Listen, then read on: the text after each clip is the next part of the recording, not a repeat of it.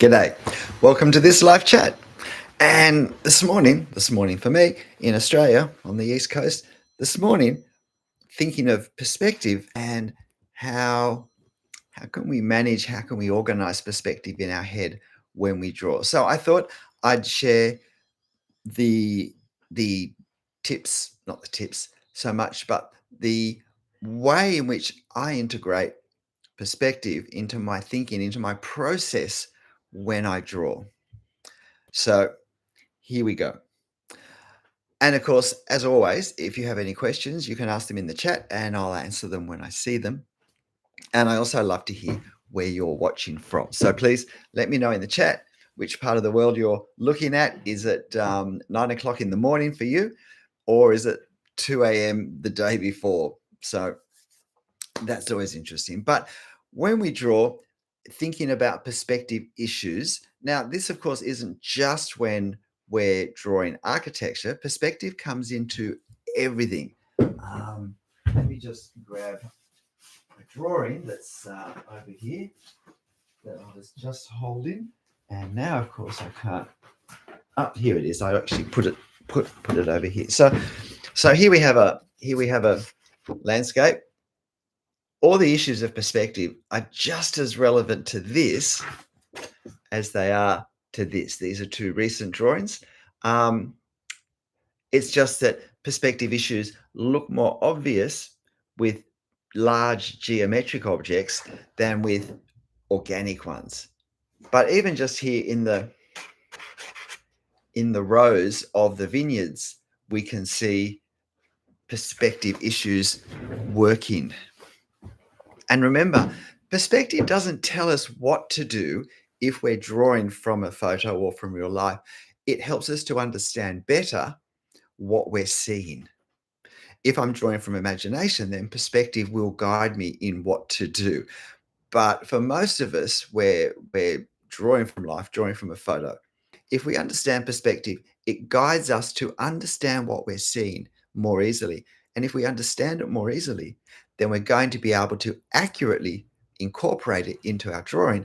And most of us, most of the time, want our drawings to have a sense of realism. Even if we introduce deliberate distortions for dramatic effect, stylistic effect, we can't do that. We can't deliberately introduce distortions if we're not capable of creating the undistorted view. Otherwise, it just looks wrong.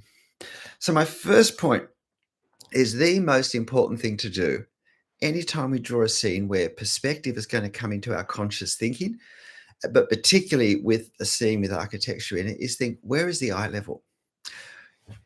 Where is the level of the capture of this scene? So if it's a photo, where is the level of the camera?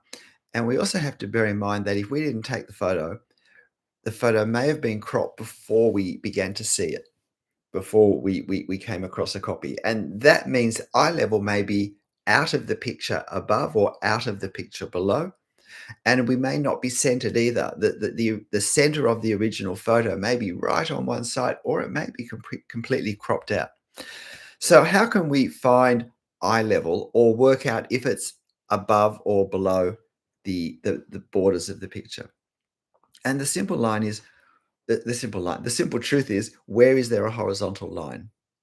Now, depending on the subject, the architectural subject, there may actually be a horizontal line in our photo that we can find. But it may be that there isn't actually a horizontal line at eye level.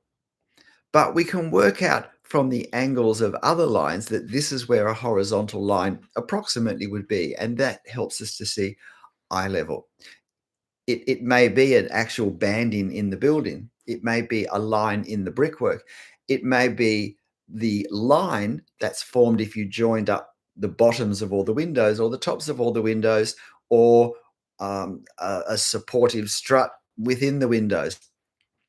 Finding where that is important, because that's the line that's horizontal throughout the entire scene. It doesn't matter if it's a different building, angled differently. At eye level, a horizontal line will be horizontal across the entire scene, every subject. And once I've got that, now I know that the angles above and below increase. We get the fan shape effect above eye level and below eye level. And the further away this horizontal line is from the eye level horizontal line, the greater the angle becomes. And that brings us to my second point. So firstly, g'day, Lynn from Auckland. Welcome across the Tasman there. You're one of the few places in the world ahead of us time-wise. So there you go. It's probably lunchtime for you. Um, so yeah, after we find eye level, what I then find very helpful to do is to find the most extreme angles, because they're usually the hardest ones to capture accurately. Not because it's really any harder, like actually, but I think psychologically it's harder. So for instance, you look at this scene, say, this cathedral, and we can see eye level. Eye level is from memory down here somewhere. So it's down low in the building, because whoever took this photo, a friend of mine who was a tourist at the time in Sofia in Bulgaria, they were standing on the same flat ground. So eye levels sort of all pretty flat. So down very low to the base of the building. So the fan shape happens as the lines come up. So what's the most extreme angle I'm wanting to capture? But it's particularly important to do that, I think, when our extreme angles are very extreme. So I'll just rest it on the on the mouse pad here. So here, I mean, look at this. This line here, this horizontal line in reality becomes almost vertical. Now, and it's not that, it's a bit different on the other side, but it's not that far different. These are the lines that cause trouble when we draw, because it can be hard to really capture the extremeness of the angle, and yet they're the angles that really create visually the drama of this scene, that probably are an important part of what led us to want to draw this. Wow, what a great scene. And so, but if we if I draw this angle like less, because I sort of haven't observed it carefully, or I find it hard to commit to what's actually there, then I'm greatly reducing the impact of the scene I'm drawing. So the first thing I do is I looked really, before I start to draw, I look really closely at the most extreme angles. And I also notice, say, in this scene, that this angle is steeper than this angle. And that's because I'm not standing directly in the middle of this street. I'm to one side. I am closer to the buildings on this side than this side. So that changes the angles on this side of the street to this side of the street. So noticing all those things at the start, but particularly the extremities of the angles is really important. And I also pay attention to the angle. What's the most extreme angle in the other direction, if there is another direction? Because that's helpful to see too, because everything's going to go in between, and here, eye level is kind of, there is no set line. Eye level is somewhere in here. This line is angled this way, this line angled this way. So eye level will be somewhere between the two angles. So all of that is how I start in terms of thinking about perspective. Find eye level and just have a good look at the extreme angles. And I often just try and draw the most extreme angle on a scrap of paper. And then I compare it to very closely. I slide them next to each other and I think, is my extreme angle extreme enough? Is it too extreme? It's never too extreme. But is it extreme enough? And then if it's not, I very carefully draw what the correct angle will look like when it's just a line on paper and it's not part of a photograph. That's a really helpful drawing exercise to do, just to draw the extreme angles of lots of scenes and compare them and see, am I capturing the extremeness of the angle accurately or not? It's good to do that on a scrap of paper with just a simplified diagram without doing all the drawing around it. Let's just focus on perhaps one of the skills that we particularly need to sharpen. So that's the second one. So find eye level, focus on the extreme angles, and yeah, okay. The next one is I pay particular attention to alignment. When we have perspective, say going down the long side of a building, say we'll go back to where was it? Where's our cathedral in Sofia? There it is. I turned it down the wrong way. When we have a long building going down and we're drawing freehand in ink, as I do, so every mark's going to be there at the end. One thing I do is I'll look in the reference. Say I start. Where did I start with this? With this, I started here and I kind of worked across. And these are all drawing demos. So if you want to watch me draw these and have a voiceover describing my process for each particular one, you'll find these are all quite recent demo videos. So I'm drawing this, and then as I come across, one of the things I'm doing to help me cross-check my angles and the way it's working is on my photo, I will maybe if I'm drawing this part, I'll look at this and I'll say, okay, well, this lines up with, say, I don't know, there on the photo. So on my drawing, this needs to line up with this. So I look at what I've already drawn on the photo. I look at where I'm about to commit ink on the paper, on the paper, and I draw a horizontal line. I disregard these angles. I draw a horizontal line and I look for alignment. And I do that constantly through the drawing. And I also do it vertically as well as horizontally.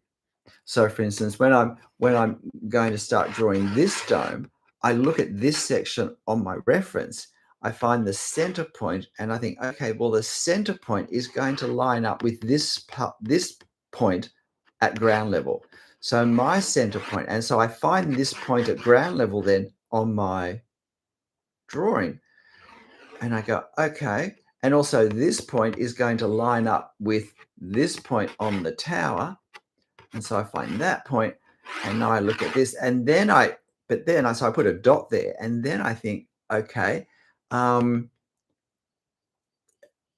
put a dot where I think the top of the center of the dome is going to be, I think, all right, I now imagine the dome here, and I think, so will that actually line up also with what's immediately underneath it? If everything's accurate, the answer is going to be, of course, yes. Sometimes maybe this isn't quite in the right place. And so I need to adjust this slightly so it lines up better with that, because that's going to be more obvious if it's misaligned with this than if it's misaligned with down here. So, I'm still making thoughts and choices about where I put things. And in the end, I'm putting them where they'll look best on my drawing. But starting with reality is a good way to make the best choices. So they're the first 3 points. So um, I've got another sheet of points from a previous one that I don't know why it's still here. I keep looking at that. Okay, perspective. The fourth point is, when I'm drawing with perspective, I can often get so focused on these angles that I don't pay attention to my drawing the vertical lines carefully enough, and they end up being not so vertical. Now, sometimes if we're doing if we're drawing with 3-point perspective as part of our perspective scheme, then we are going to have angled vertical lines, that what I call the vertical eye level, which is the point right in front of us when we took the photo, that is the one true vertical line. And on each side of that, the fan shape happens, the angles increase as they move away from the vertical eye level. But we have to be quite close to a large subject for that to actually be apparent in real life. Most of the time, we see that because camera lenses artificially put that effect into scenes where it doesn't occur naturally at that distance. And that's because the lenses are trying to pull in as visually as much data, as much information into the scene. It's just the physics of that. Um, so um, um, we can remove that, or we can draw it in, and I tend to do both. Or sometimes I'll I feel it looks a bit unnatural, and so I'll just do it a little bit. I'll straighten things up more. But but most of the time, I actually, if it's in the photo, take it out. So I'm drawing my vertical lines vertical, and so I want to make sure they really are vertical. And it's, as I said, it's easy when we've got used to drawing all these lines, and we're thinking more horizontally. We're not in that vertical headspace to actually stop and think, okay, particularly the first few we draw, because we tend to line up with what we've already drawn. Therefore, the first ones we draw, the first vertical lines, we want to really make sure they're vertical. And the other thing, what catches me out often with the vertical lines is the fact that I'm also recording. I have a camera, and sometimes pretending um, depending on where my sort of iPhone is in the jig in front of me, like my head can't get to the point, and so I start to get a bit cramped and not positioned correctly. And I draw the vertical line vertical for a twisted position, but when I kind of straighten it back up on the drawing board, I think, it's not vertical. So making sure with that first vertical line that everything is square and you're in a good position, you're looking down, you're square to the, so that you can really assess where is vertical accurately. Because as I said, once that first line is drawn, we often then use that as a measuring point for the other vertical lines. G'day, Soba Yuki. I like to play with exaggerated perspective to make these extreme angles the focal point. Yeah, yeah, and that's great. And yeah, yeah, we can either make the actual angles more extreme, or we can really introduce some wild distortions. And I really enjoy looking. I don't tend to draw it, but I really enjoy looking at artists who can really create this really dynamic kind of swirl. It's like the whole scene or the whole room is kind of, churning and swirling, and it can look great. But can I say, we need to understand how to draw perspective accurately before we start to deliberately distort it.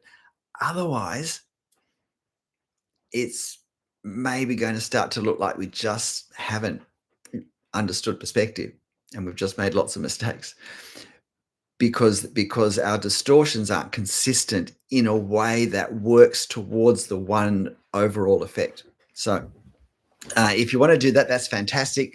There's no skill though if you want to distort perspective that that will uh, that will help you as much as knowing how to do it undistorted accurately every time. That's going to be the foundation for your deliberate distortions. Um, so vertical lines, center point.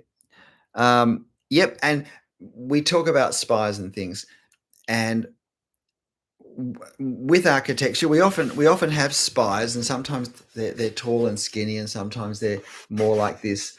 Um, but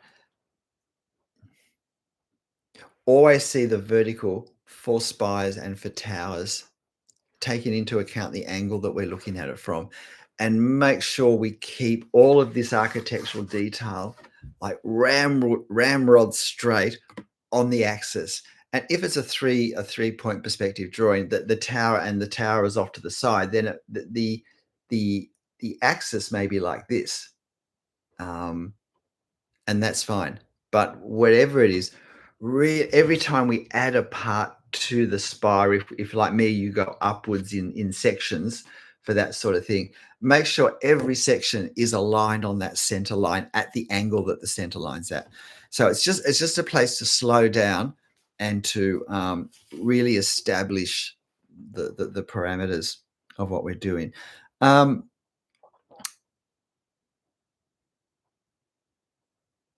Yeah. Okay. Here's another important point. Remember, since we're talking about towers and spires, with perspective, we know about foreshortening.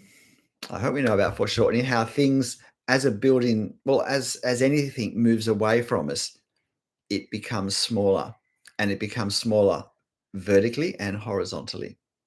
So it looks shorter and thinner.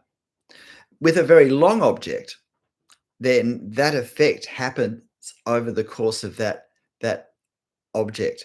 And so a long wall that's moving away from us, as we see detail on the wall moving further away, that detail appears to get thinner because the whole thing visually is being compressed as it moves further away. Um, that happens vertically as well. And often people will incorporate foreshortening into the horizontal view, but not the vertical view. And it happens more noticeably when we're closer to the building. So it particularly happens in a three-point perspective because that often has a bit of a looking upwards kind of angle. And so we need to make sure that we compress the vertical rises in a building, particularly when they're the same. So if we have like a four-story building and we're sort of partly looking up it, then the height, if we were to measure it with a ruler, of the fourth floor will be much less than of the first floor. It may be a quarter. So again, really paying attention to foreshortening on the vertical is, I think, a weak point um, that often is overlooked. And it's something I pay particular attention to when I'm drawing. Um, okay, here's another important thing, particularly when we're drawing streets that have people in them with perspective. The ground level is often a weak point. And part of the reason for that is that the scale of the ground floor height and the scale of the ground floor details relating to people in the street doesn't line up. So it's not just that I want the building to all look in proportion, but if there's people in the street, they have to be in proportion to the doors and windows. I often look at street sketches that have got people drawn in them, and if you actually look and you think, well, here's a person, and I take them on the same plane to the facade, and they're twice as tall as they hit their head on the roof, or they only come up a quarter of the doorway instead of three quarters of the doorway, or these two people are on the same plane but on different sides of the roads, and if you bring them together in the middle of the road, one's going to be a giant or one's going to be very, very short. So the scale is wrong. Parts of the scene that should work together are out of proportion to each other. So the person may be in proportion, and the doorway and the windows on the facade may be in proportion, but they don't go together. That's really important. And if we have any inconsistencies in our scale of our scene, then when we go to add people, it's just gonna not work. But if we're aware it's not working, we can start to make a few of those creative adjustments to minimize visually the impact of that. So that's important. So get the scale overall correct. And it's the same with cars and things like that. Once we start putting things in our drawing that we have an innate sense of how they fit together size wise, it needs to work that way. Bus shelters, seats that people might be sitting on. If it's a bus seat for someone to sit on and someone's sitting on it or standing next to it, then the seat has to look like it's the right size for an adult to sit on it, an adult who's next to it to sit on it. So paying attention to all those little things. If it's not going to work, sometimes we're better not putting the figure in or not putting the seat in at that point and minimizing the obvious nature of the scenes that we have, the mistakes that we've made. Um, okay, the next point is, well, it's really going back to foreshortening, but it's to realize that when we have a building with a long view going away, and there's lots of repeated motifs that are the same. So there's a whole lot of windows. Maybe there's a pilaster between the windows that are all the same width, and they're all spaced the same. And so as the building goes away and as the lines come down, everything gets compressed the more and more as it moves towards the end. Now, the first thing is to make sure that we get that compression, that we narrow our windows, that we narrow the spaces between the windows more and more and more as we move down. But the other thing to remember is that if we're looking into a wall, if it's a wall that's quite deep, as is often the case with grand architecture, that what we see changes as well. It's not just that the gap widens, but what we see in the gap changes as the windows move further away.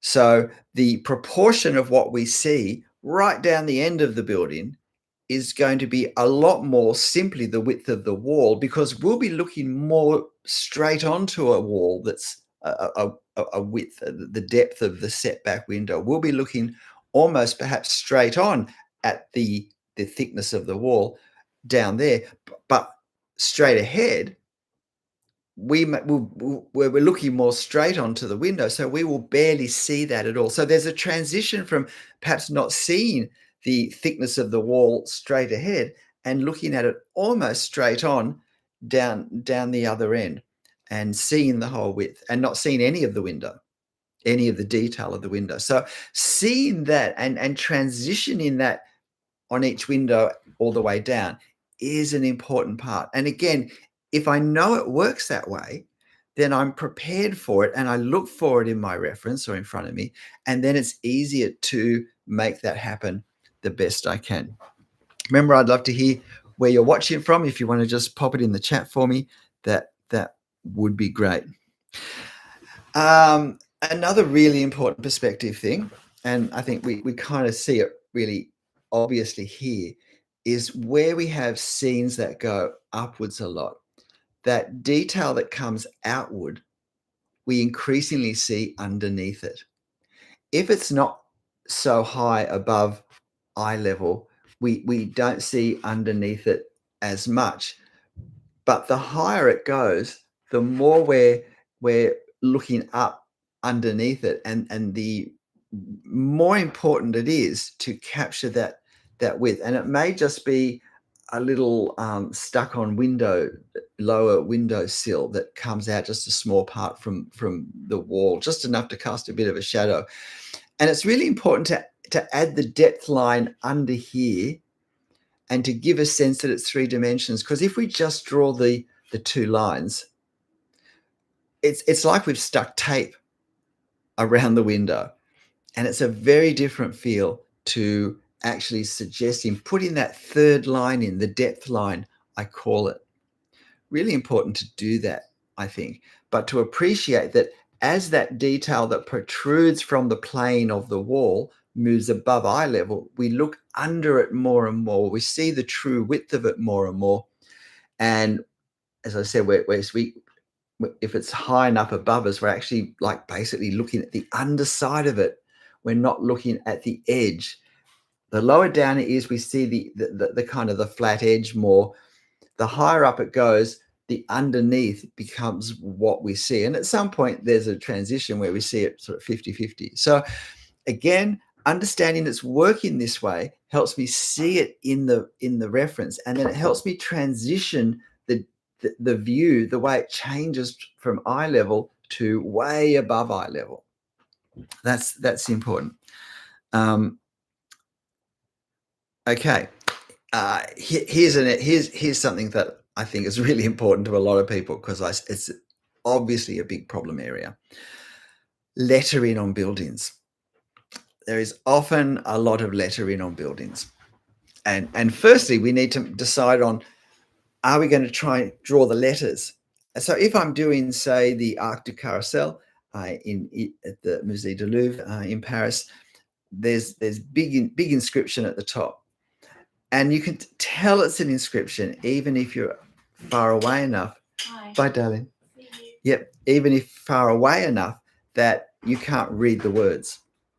And so I think it's a good idea to try and find marks that suggest letters without actually writing any letters. So in effect, we're creating the effect of writing, not the precision, not the accuracy of writing. It's the same way, drawing the effect of detail, that the text becomes a detail that's too small, too detailed for us to draw. So we don't try and draw it, because then it will just look like we've badly drawn it. Instead, we find what marks will create the feel of letters without trying to draw them. So that's first really, I should do it. I think maybe even I think I might have a video somewhere on my perspective playlists of one of them of doing letters in perspective. But equally, we can have parts of a building where there are letters, there is text that's really large. And it's a really obvious part of the drawing. In fact, it may be a key part of the drawing. And I often see that it just doesn't fit in the space well. So maybe the letters are too big and then they have to get squashed up because they don't fit. You've got to fit all the word in before the end of the wall or the end of the space for the letters. Or sometimes they start wide and they just sort of, get narrower and narrower and then wider and wider again, as well as change in width. So the easiest way I found to do it is I look at my text, I count the letters, I count the spaces, and I find the halfway point between the letters and the spaces. And then I have a look at the photo and I think, okay, now does that look like the halfway space? Because sometimes if there's a lot of O's and C's and G's, or equally if there's a lot of I's, if there's a lot of very narrow letters, or very big round letters in one half of the inscription, it actually can mean that that center point is not in the center. It's actually more to one side.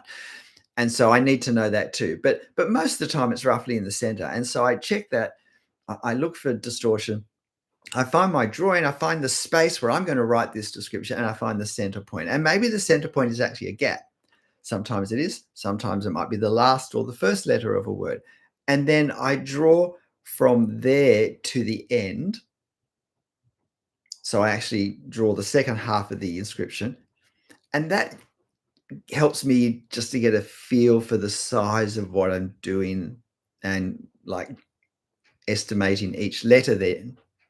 And I only have to spread the text over half of the space. And then I go back and I write backwards from the center each letter of the first half. I find that works pretty well. It sort of gives me a nice sense of what's happening. Okay. Next point is, we talked about in the first few points how all the horizontal lines have to fit that fan shape pattern. But this is a reminder that the brickwork of a building, if we're going to include that at all, the courses between the bricks, the horizontal lines between the bricks, they have to fit that same pattern, which can be quite demanding to try and fit in. I just wonder whether I've got a drawing here that kind of I can give an indication of. Okay, it may not be. So firstly, here's what I'm talking about, not with bricks, but with sandstone blocks. So you can see these lines here between the sandstone blocks, every one of those has to fit the fan shape pattern between the horizontal line and the steepest angle, which is usually a roof line roof. And so that can be a fair bit of fiddling. But if we don't do it, it won't look right. Now, if I'm doing brickwork, I can't draw all of those lines anyway, but the suggestions of the brick, the effect of the brickwork that I'm trying to find marks to suggest, any of those lines that are horizontal have to fit that fan shape pattern as well. And so it's a real, because these sort of effect, if you like, texture effect marks, detail effect marks are often drawn very quickly, and they need to be, it's easy just to kind of rush them and not actually make sure we're doing the correct angles. What I would often do, this is a little tip with something such as this, is I will do like, I'll draw 3 lines in the way I'm going to draw them, spaced, that spread the angle, and they help me to then, when I start to go quickly with the little lines really close together, because I also have to keep the scale correct. I don't want my bricks to be larger against the wall or against the window, or smaller than they are in the actual, I don't want to draw my bricks so they look like that. when they really are bricks. So again, that's another common problem because it changes what we're drawing. It changes the sense that, oh, this is a little cottage made with little bricks, to, I don't know, is it a cottage or is it something grander, because are they bricks or are they big stones? So getting that scale's correct, but getting the angles correct is really important as well. And again, these are all the little things that we have to pull together for the overall drawing to just look right. When we work hard at getting all these little aspects of perspective correct, the effect of that is that when someone looks at our drawing, they don't think about perspective at all. They think, oh, what a nice little cottage, or what a grand palace, or what a bustling street scene, because there's nothing about what we've drawn that distracts them by not looking right. So that's what we're after. That's the effect we're after. Okay. Here's an important one to remember. Let me find where there's it. Okay, I'll go back to this. So we can see here that this wall moves away from us, and so it foreshortens. If we know that we can tell that this wall's in the center of the wall, but this is a much wider space than this half is wider if we measured it than this one, because it's compressing visually as it moves away from us. The important thing to remember is that this effect doesn't just happen on the vertically standing plane. It happens at ground level. Imagine that this is the ground. This same visual compression is happening as the ground moves away from us. And I do have a few videos that talk about that. The important thing for that is to realize the effect that has on the detail on the ground. When we think of foreshortening and we think of it on vertical planes, we think of windows and things. We think of big things that have to compress. But when we're thinking of a horizontal plane and foreshortening, often on the horizontal plane, it's crowded with little things. Grass. Why is grass such a problem? Because we haven't really understood that we're talking about foreshortening on a horizontal plane rather than a vertical one. But that same effect of visual compression happens with the grass as it moves away. And so maybe right in the front, we can see actual blades of grass, but go back a meter, maybe just a centimeter up the picture, and you actually can't see individual blades of grass. But we keep drawing them. We keep drawing them to the point where if you could see them as far back as we draw them, they'd be half a meter high in real life. So we haven't understood that perhaps a perspective theory aspect that we've learned to apply on the vertical plane with architecture, we haven't realized that it applies on the horizontal plane with dirt or dead leaves or little bits of gravel and grit and things like that. So that's really important. I was actually about to watch one of your tutorials and noticed you were live. Actually, well, thank you, Samanam. Yeah, that's great to hear. Great to help. Please tell your friends that you find my drawing videos so helpful, and maybe they'll have a look at them as well. And the last one is, foreshortening happens on the vertical as well as the horizontal. So g'day there, Better Cat. As well. Where are you watching from today? Yeah, so that really covers these angles, these points. So, and it doesn't matter whether it's a simple subject, or whether it really is something really grand. Perspective has to work in both of them, or it doesn't look quite right. And whether it's to perspective or whether it's one perspective and something quite dramatic, if we don't, if we do understand the implications of perspective, then we can apply that to whatever. And sometimes it's actually harder to to get perspective right in a simpler scene, simpler object, simpler structure, because there isn't the detail to draw our attention with something like this or something like this. It's so busy and there's so much happening that if something's not quite right, it doesn't stand out so much. But it's often the very simple things where there isn't that distraction. And again, the simplicity can be an important part of why we want to draw it. That that's actually more challenging to draw. G'day, uh, Lanus from Argentina. Welcome. So, does anyone have any questions about drawing, about the art process? Anything that's not working for you? Anything you're struggling with? We've got 20 minutes if there are questions for me to answer. So yeah, now's the chance to pick my brains about issues that may be things that you're particularly feeling challenged by. And please hit that like button for me if you haven't. So I'll just jabber for a few minutes and see if there's any questions, or if there's not, we can say goodbye to each other. But any questions? This is your chance.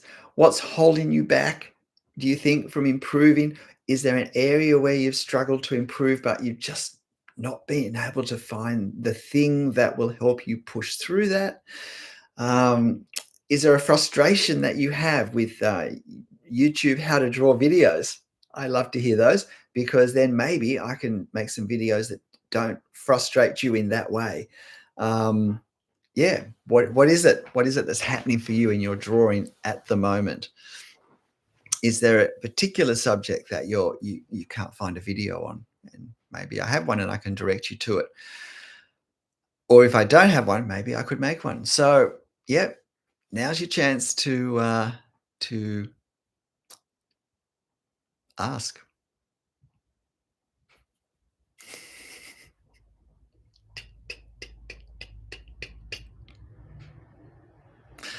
Otherwise, I get to go outside and do some gardening and put dirt under my nails that I hope I remember to, you know, scrub out before I do another demo. Lettering. Oh, hang on. Can I ask, what's the best thing to focus on first as a beginner? I think the most important thing is to find your starting point and to realize the task at hand. We don't all start in the same place. It can be day one of learning to draw, or of just drawing for two people, but they're not starting at the same place. They've got different life experience. They've learnt to do other things already. They've just had more. One might have had more experience just in learning.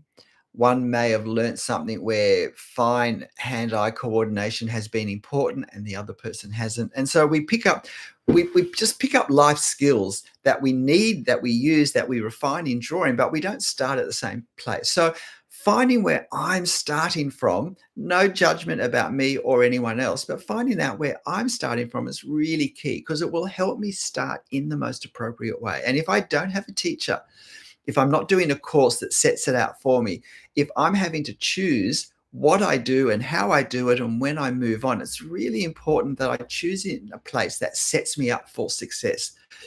That's not so boring and repetitive that I lose interest, but that doesn't encourage me to also go ahead too far too fast. Because the problem at the very start is I can make mistakes that I don't see.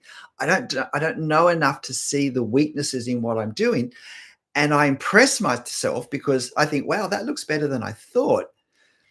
And so I think I'm doing better than I'm really doing, because I don't know enough to see the problems. And then I start to lose the ability to see the problems, because I get so used to thinking, oh, this is how it looks. This looks great. Yeah, there's no problems here. That when someone who perhaps is further along may come and say, oh yeah, but what about this? I think, what are you going on about? It's fine. It's all fine. Yeah, it looks like this.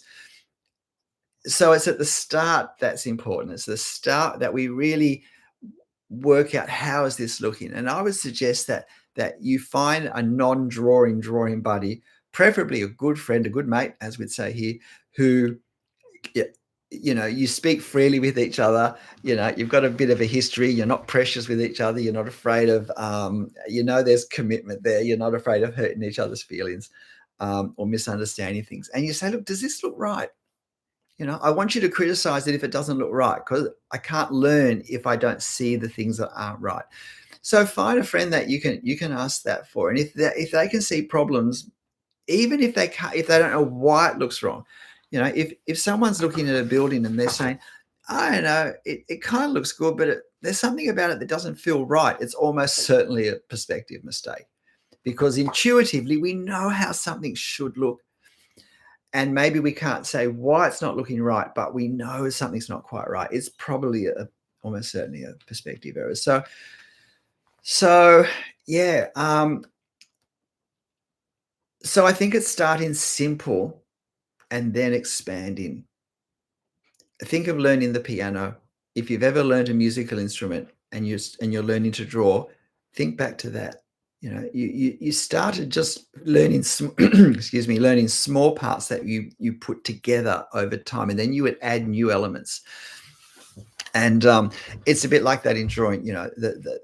We start with something simple, and we make sure that we do it well, and then we extend out, working really hard at proportions. And again, it does depend like how we're drawing, because so as you know, I draw freehand in ink. Every mark I put on the paper will be there at the end. So I have to learn what are the most helpful marks to do and how. And I also have to learn the ones that aren't quite right. How do I overcome that by the end of the drawing? And so, but if you want to start with a blocking out in pencil, then it's very different, because you can do whatever you like. You put as many lines on the paper as you like in as many places for as long as you want, and then at some point down the track you can decide which ones are the best ones, and you can erase the ones that aren't so good, and then you do whatever you do with the ink over the top of the pencil, in whichever way you do it, for whatever effect you're after. So it's a different process. So having a sense of where we want to end up is important, and I think not trying to learn everything at once. The problem with drawing is, wow, there's so many places you can go. The problem with art, so many places you can go, so many things. You can start to draw, and suddenly you see this great, street drawing with watercolor splashed over, and you go, oh, that's fantastic. I really want to do that. And you rush and buy some watercolors. And yet I would say, don't worry about color till you've got some of the basics happening well, because you can't work on everything at once. And if you learn to do some parts well, that's an important learning process. It's learning to learn as well as learning the actual skill.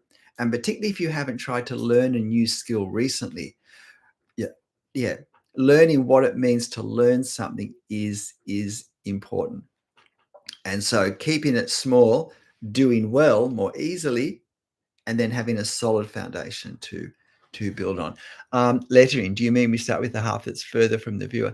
No, I mean I start with the halfway point of the letters. So if it's straight on, the lettering that we're looking at, then it's, if it's moving away, I count all the letters, I find the center point, but because there's foreshortening involved, the halfway point is going to be not in the halfway point if you just measure the distance.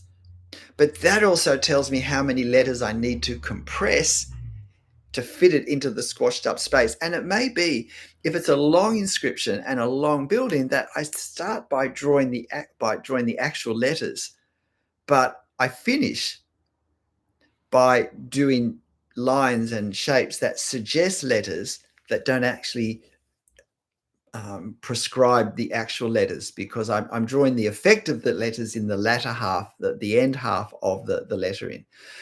I think it's really helpful to have the mindset, I am not writing, I am drawing. And if there are letters in my drawing, I'm drawing them, I'm not writing them.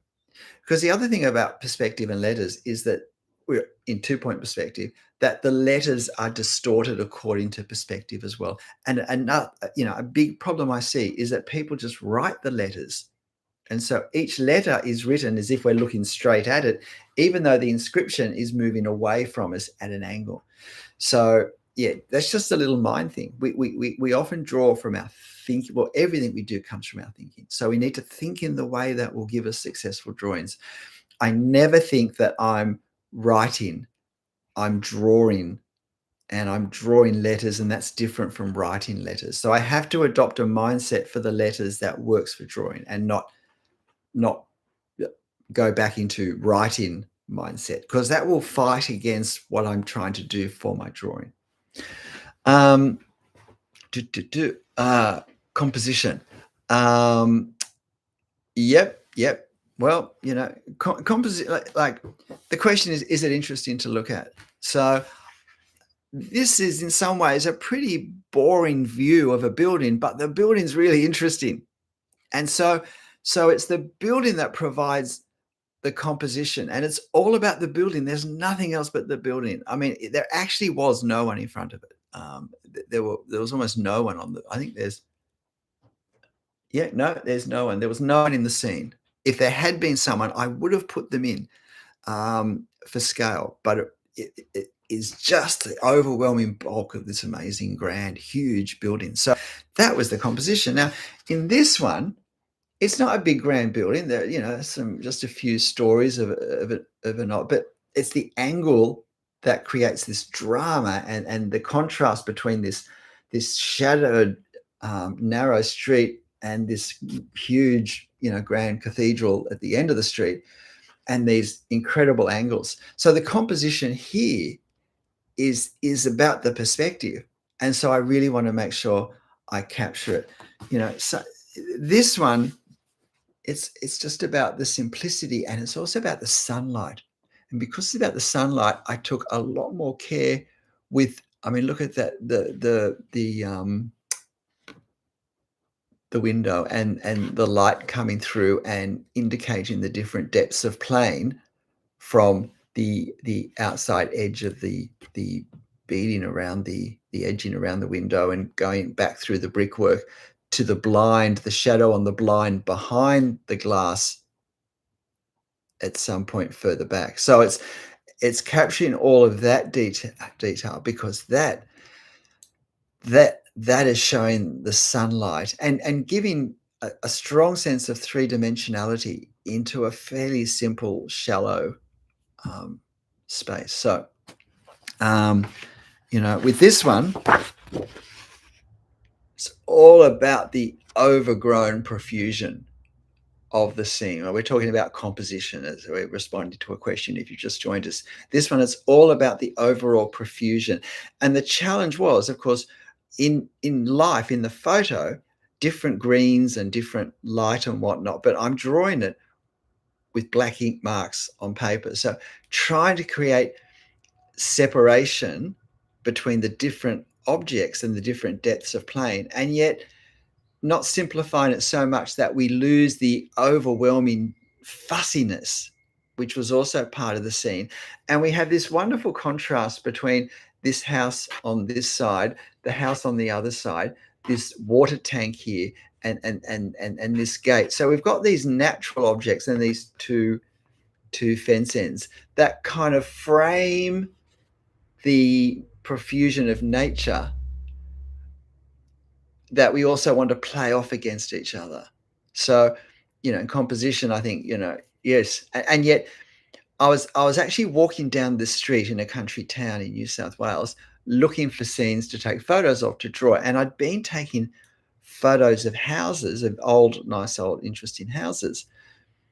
And I suddenly realized that actually the gap between these two houses, the space between the houses, was far more interesting than the houses. The houses on each side, they would have been interesting, really great subjects if they were as they were built, but they'd both had changes and additions put on that kind of pulled away from what I was wanting to do. But the space between them was really interesting and really wonderful contrast. And then you've got this old fence gate in the center, which in a sense is the key part. And so Therefore, how I drew that to give a sense of the wire, which is a really important part of this, was really important. And you can see that I've drawn some of it through positive, some of it through negative space. I've drawn the darkness behind and left the wire as white. Where there's been brilliantly lit grass behind, I've used a black line to indicate the wire, and so forth. So, you know, all of those things, when it comes to composition, are all things we think about, and we get these wonderful horizontal lines here in contrast to all the fussy vertical lines around. Um, composition. I mean, I quite like, in this one where we've got a glimpse of this old stone church, but it's really about the view. Instead of a street that we're angled between, it's rows of trees and foliage, and then glimpses behind of things coming up. So relatively plain to look at, and to look at the photo, I'm not sure that you'd have naturally rushed to think, oh, this is worth drawing. It would be easy to think, oh, it's a shame that you can't see the church properly. But sometimes the interesting subject is not the obvious one. And that's why if we draw architecture that ever has trees around it, we need to be as good with drawing the trees as we are with the architecture, because otherwise it's like having a play that you go to see and the lead actor is brilliant, but the support acts, the lesser character actors, are hopeless. Well, you're going to walk away remembering how bad the lesser characters were, the actors were, and it's going to spoil the overall. You can't absorb the whole play now, even though the lead was brilliant. So maybe you can draw your buildings really well, but you need to bring your foliage, your natural subjects that regularly are around your architecture, up to the same level of competence, and have the same understanding what you're doing when you do that. If it's going to work, and if we're going to put people in our drawings, which I don't do hugely often, and if you look at those, well, if you remove the building behind and you enlarge those, they're not going to look supernatural. They're going to be pretty clunky, obviously oversimplified, lots of details left out, people. And if you measured all the proportions exactly, maybe some of them aren't quite right, but they work well for the overall scene. And so that's okay, because they're always a support act. I'm never going to do a portrait or well, I mean, maybe I will, but like at this point, I'm not planning to. But in that context, it's it's finding the right combination of marks and details so things sit really comfortably in the scene that they're in. That's what I need to develop. And if I focus on the same sort of subjects, that lets me do that far faster and more effectively, to do it better, quicker, to improve better, quicker, because I gain lots of practice at the same thing.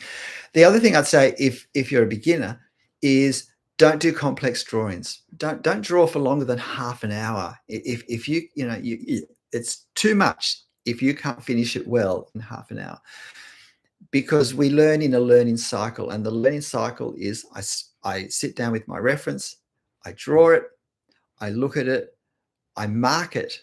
I'm my own teacher. I need to mark my work. I work out what's not working. You know, I think of what's working too. What looks good? What is how I thought it would be?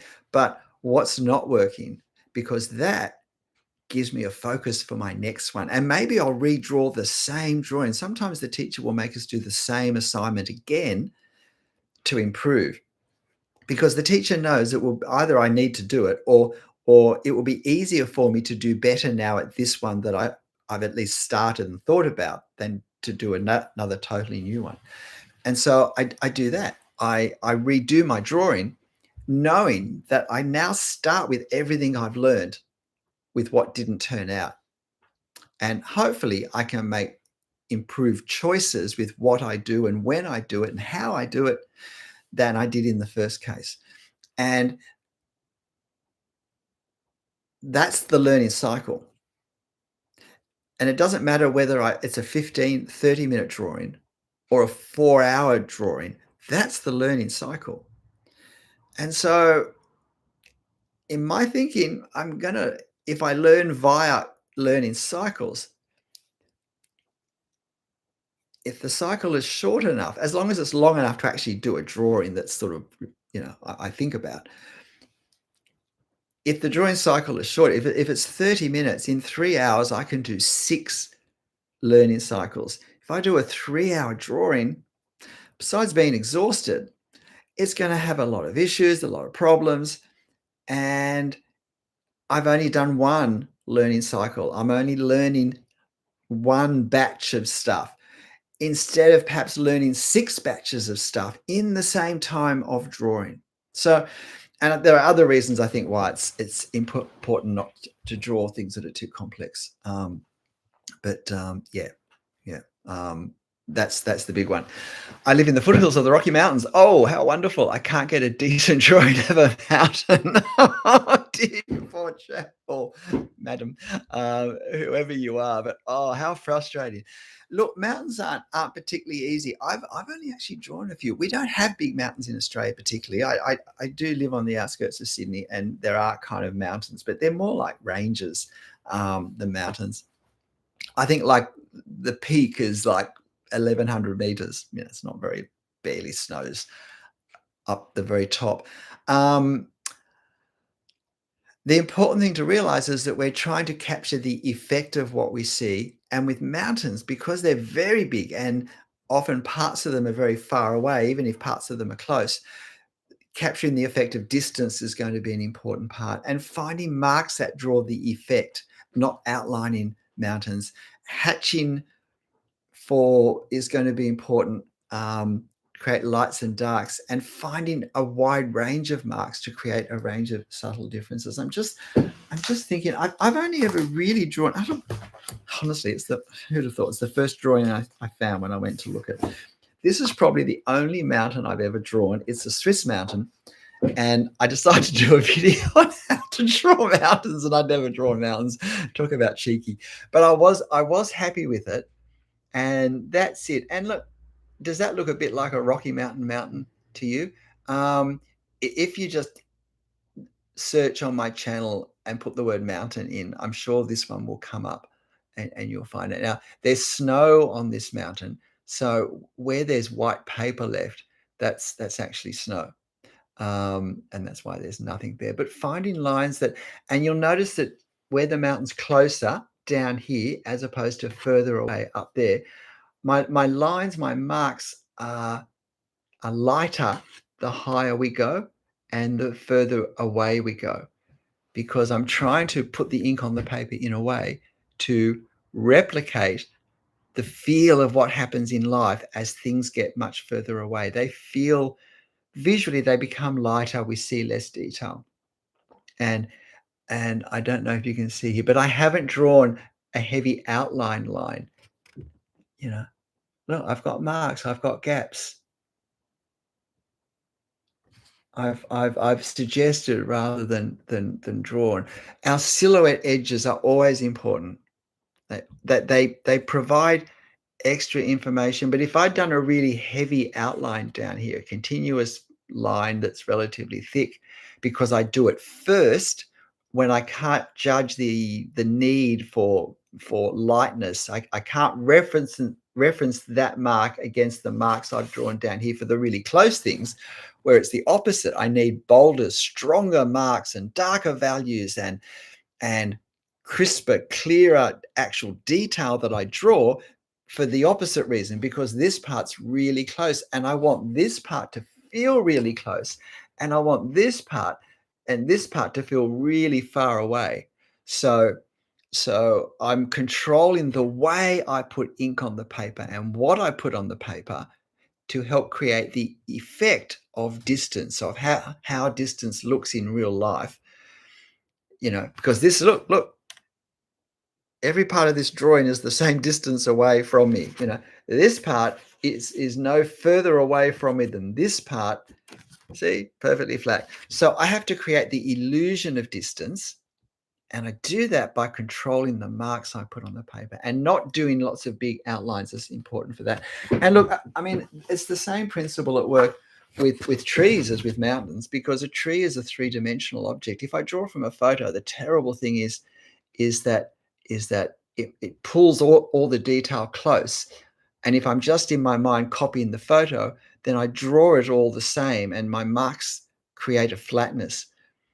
But in fact, this part of the tree is closer to me than this. This is the furthest part of the tree here where the canopy rolls out of view. So it's further away, and maybe even the actual growth up here is smaller. Maybe these aren't full leaves, maybe they're growing leaves as well. And so they're not the same as what we see down here or down here as well. And so I want marks that create an allowance for that, or hold the ambiguity that we have in life. I want the focus to be here, the sense of closer to be here, and this to feel further away. So whether it's a tree or a mountain, the principle is the same. And I'm just I'm trying to find ways of controlling my ink onto the paper with the marks and lines I use that echo the effective distance in real life. Does that make sense? Um,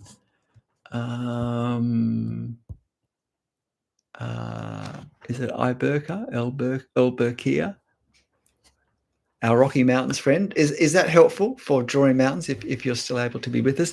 Do I do much plein air sketching? Look, no, not as much as I'd like. I've actually had long COVID for 4 years, so I haven't, or 3 years, 3.5 years, something. So I haven't, I just haven't got to get out as much as I would have liked. I actually started drawing freehand in ink because I was going to start serious street sketching, as I call it, and use watercolor. And I thought the ink would work well with the watercolor. And then, well, I was really sick. I couldn't do much at all for 6 months. But part of the upshot of that is I began to make a lot of YouTube videos because I could do it at home. I could space it. So in a sense, my YouTube channel kind of flows from that as well. So, let's take, life in all its fullness. I've got just a few, the difference between my studio drawings and plein air. Let me show you some of my few. You might have seen these, but that was one. That's I sat across from that on it. This was the first time I actually went out of the house. After I'd had long COVID, I felt I was improving at that point before I got COVID a second time and had a relapse. But yeah, that was sort of scary. Actually, I became a bit, it affects you when you're kind of home a lot and you don't go out. And, I was within an hour's bus ride from home. Like, I didn't go far. This is a different day. That's an old, it's part of a mortuary, like a cemetery station that was just on the outskirts of Sydney. That was plein air. This was just an interesting little building. I sat across this intersection, and where that line is, big, heavy semi-trailers that obviously on a work site were crossing the intersection, coming straight at me, and then sort of veering to the side to go around the corner. It's like I was going to get sort of killed every time. This one is in St Andrew's Cathedral, the main Anglican church in Sydney. I sat upstairs and just sort of put this on my lap and drew it. I wasn't sure. I wasn't sure whether we were allowed to go upstairs or not. So, but no one made a fuss, and I was very quiet. I was so well behaved. I didn't want to get asked to leave. This is another day. This is actually the day where I was really feeling better, and I caught COVID off. Actually, off a French family, off a cruise ship. I can tell because the son was really sick, having lunch right next to me, coughing and spluttering. And I was, I hope he's okay. And then I read that after I got COVID, that there was a big bump in Sydney with COVID at that point because of that cruise ship that came in on that day. So I went down to the one part of Sydney where all the people off the cruise ship that had all got COVID and didn't yet know it or weren't particularly well were kind of where they get off, and so it is what it is, isn't it? This is another drawing I did that day. This is probably my most complex plein air drawing, and it's because there was a really comfortable seat to sit on. And this is Sydney Harbour here. That's the water there. In fact, is there a boat?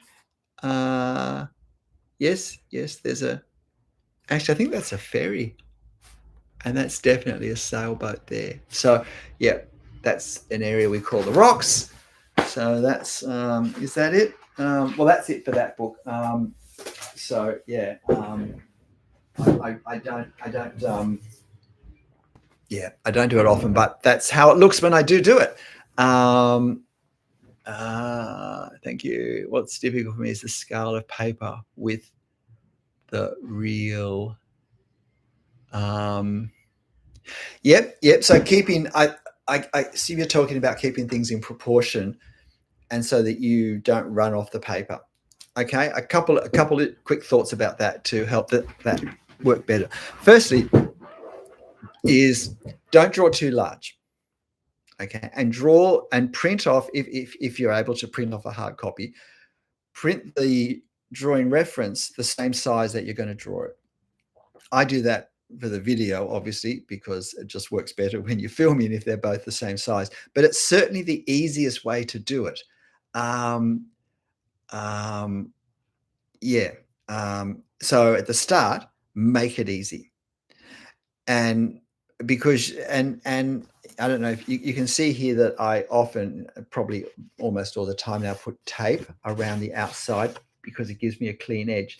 But the other thing it does, that the tape does, is it gives me a reference point for what I'm drawing and scale. So if I draw in the middle, it's easy to see that's the middle. But if I'm getting, say I'm positioning this tree, I can look on the photo and say, okay, well, the tree is like,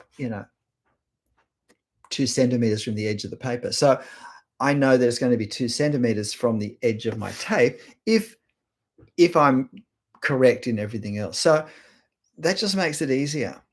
Once that's working well, keeping it the same size, we can start to consciously increase it. And it does depend a bit on how you draw. But for me, because I'm drawing like directly in ink, okay, I usually start with, see, with this drawing, I'm sure I started with this line and then this line. I wasn't sure how far they were going to go, so I didn't draw them.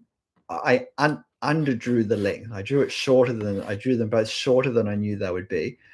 And then I drew this window, and then I kind of referenced this gap, and I positioned this, and then I positioned this, and now I knew where to put this.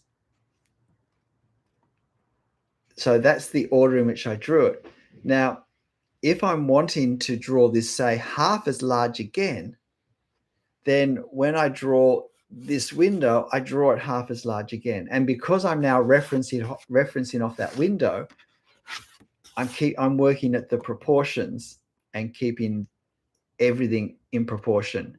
So that's how I do it. Or I make the window half the size in the reference. So that's the way I navigate changing scale. Yeah, if I'm drawing plein air, you'll see that a lot of those drawings actually went right to the edges because it is trickier. And what I've learned is generally you have to draw things smaller than you think you need to draw them to get the starting things, the very first things you draw, which are the hardest because you've got nothing to reference them off if you're drawing from life. You've really got to uh, look carefully and probably draw it smaller than you think, and then it may be about the right size. Yep. Thanks, Andy. Lynn, can be dangerous. Thank you, Lynn. Yeah, yep. Other people, I'm still breathing. Other people, yeah, I can't complain. I'm not complaining, but it is what it is, and that's what we navigate at that point, and might as well make the best of it. So yeah. Yep. Do I sketch first or go straight to ink? I go straight to ink, Andy, because that's what I do. That's but only for the last, well, whatever, maybe 3 years. 22. Let me think. When did my YouTube channel start? Look, it's 3 or 4 years, and I've only been drawing freehand in ink since I've been. My Instagram stuff isn't freehand in ink, so if you know that, don't think it is. That's why my YouTube drawings are a lot more simplified. Um, but so yeah, so I've only been developing this for like 4 years, and it's pretty intense. But I am a trained English teacher, English history teacher, and so I have learned how to learn. I've learned how we learn, because teachers have to learn that so that they can teach to fit in with how we learn, and that helped me, I think, navigate that. So, and yeah, it became what I did, so I could draw basically whenever I wanted to. So, yeah, but straight to ink. So it has some challenges, but it I think when we draw with pencil, my observation is there are two extremes that it's easy to fall into. One is that I just get really careless with putting marks on the paper because I'm thinking I can erase anything that's not right. I don't need to look too hard or think too much at this stage because I've got a big fat eraser here. And that's, for most of us, that's probably not so helpful because we're not learning the skills of observation and of like, yeah. Um, and we're also developing probably an attitude of near enough is good enough. On the other hand, because I can erase anything, I erase almost everything. It actually feeds a perfectionistic mindset of I need to make it perfect because I can make it perfect. No, that's not quite right. And it probably depends just what our personality is in lots of ways, which way we're likely to sort of go and fall off the edge. That's not helpful either.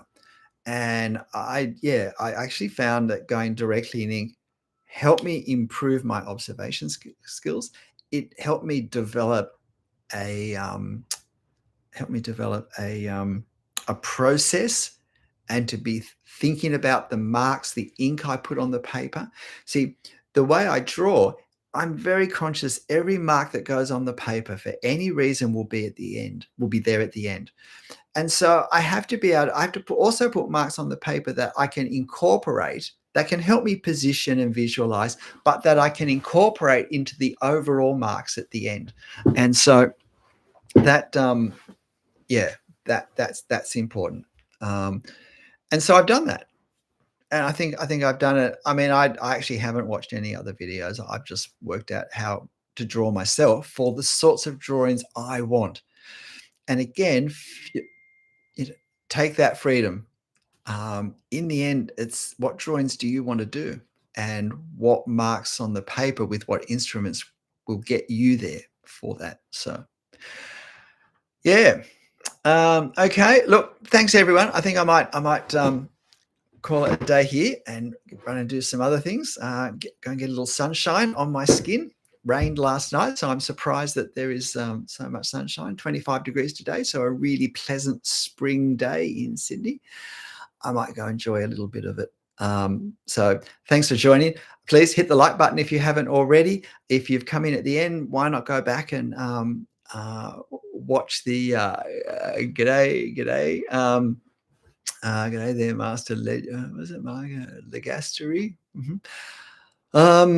Yeah, yeah. Why not go back and hear my points about how I think about perspective when I draw the ways I navigate perspective or use perspective to get more realistic drawings. Yeah.